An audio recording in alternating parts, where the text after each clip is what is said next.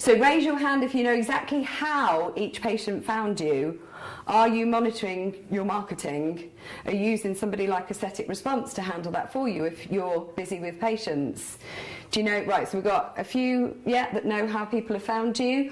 Have you asked them why they chose you? Have you done a patient survey? Have you found out what made them come to you and why they come back to you, how you make them feel? If you send a nice little survey out to people and ask people, you can use that marketing in your messages. You know, this is how we make people feel. This is why they choose us. You can do that without giving away names if they don't want you to. But getting that information is marketing gold. And obviously, just as importantly, why those one-time patients didn't come back. When you're brand new, you often think, well, they didn't come back, so they didn't like me, or it didn't work, or don't know why they didn't come back, but they didn't come back. I can't ring them. But actually, to be honest, the more they hear from you, the better. Not inundating them, but just so they know that you're not forgetting about them, that they feel listened to, valued, cared for. Otherwise, they'll be off to the next practitioner that will listen and show them how much they're valued. So, do your patients feel understood? Is your marketing really talking to them in the right way?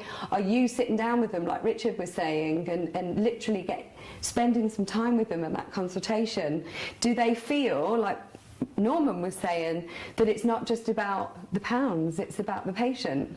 So, and it's, Steve Jobs says here, it's not the customer's job to know what they want. Obviously, it's a fine line, isn't it, in aesthetics, because you want people to tell you what's led them to come and see you, but also a lot of people need to be guided in the right way. So it's doing that in an ethical way, giving them time to think and reflect. So be patient-centric. Sustainable businesses test and continuously test and improve their patient journey and their patient experience.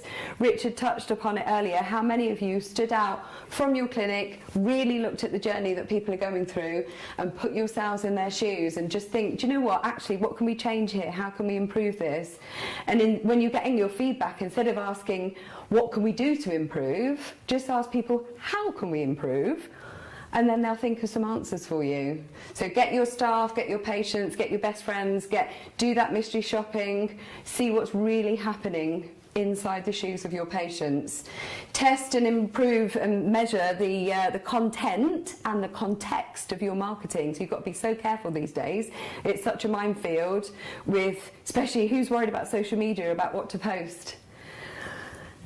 Quite a minefield, isn't it? So you've got to know what you're doing, not abdicate, wonder where all your money's gone when the money, when it doesn't bring you the results. You've got to understand that, and you've got to know how people are reading your messages and are they coming across in the right way.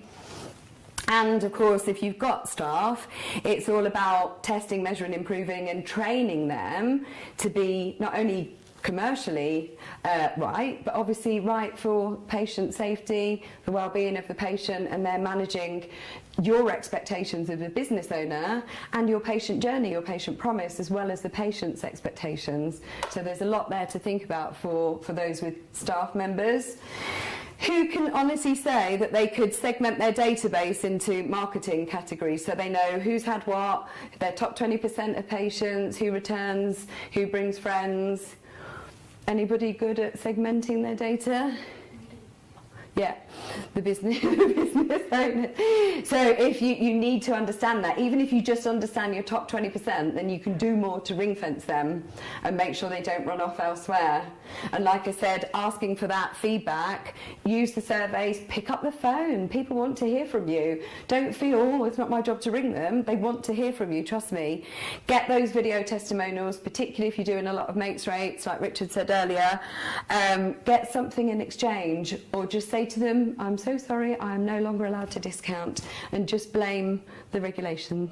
Or your accountant or me. But if your discounted patients are not serving you, then just get some testimonials and get them to sign something to say they're happy for their marketing materials are going to be used. And those that are bringing clients, more clients through the door, friends, they're coming back to you, acknowledge them in the right way. Just give them a little thank you, a little product or something that just says you appreciate it.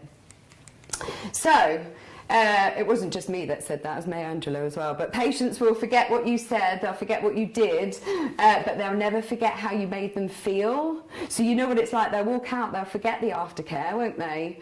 They'll forget exactly what they're meant to do, and they'll ring you, my Botox hasn't worked 5 days later. But ultimately, if you can make them feel listened to, cared for, special, then they will always remember that. And that's the most important thing.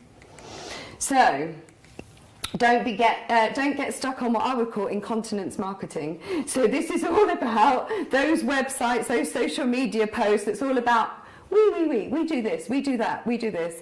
So it's all about the patient. It's not about you. Even if you've just been on an advanced training course, what does that mean for your patient? All the years of service that you've offered to patients, what does that mean to them? So it's turning all of that we-based marketing into you-focused. So it's about your patients, not about you.